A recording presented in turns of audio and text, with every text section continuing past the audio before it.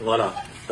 Nous voudrons quand même apporter une certaine précision. Il y a beaucoup de langues ou de mauvaises langues qui parlent sur les réseaux sociaux que notre client entend, connu sous le pronom de Dola, qu'il serait en fuite, qu'il serait en Europe. Notre client n'est pas en Europe, il est bel et bien à Kinshasa. Nous avons ici un certificat de décès de sa femme, signé le 2 août 2024 par le médecin Boubala du centre hospitalier Saint-Gabriel, qui confirme que la femme de Dola était décédée par un arrêt cardiaque. Et que notre client, qui est ici à Kinshasa, a porté une plainte au niveau du parquet général de Kinshasa Matete.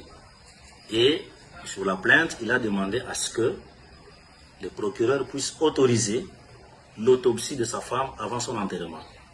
Et tout ce que nous entendons jusqu'à aujourd'hui, c'est qu'il y ait quand même une autopsie avant de pouvoir enterrer la femme de M. Dola, notre client qui est ici. Donc qu'on arrête avec les spéculations sur les réseaux sociaux, que notre client serait en fuite. Il n'est pas en fuite. Par contre, c'est le camp adverse qui est en cavale.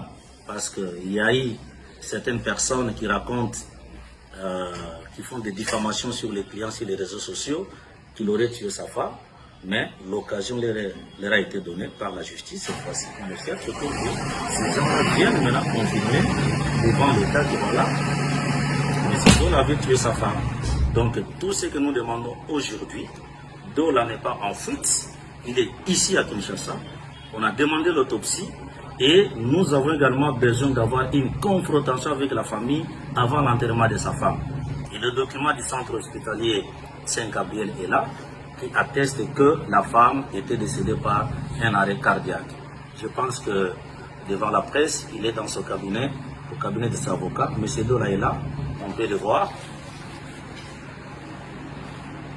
Voilà, est-ce que vous avez un mot à placer? Je pense que notre client ne va pas parler aujourd'hui.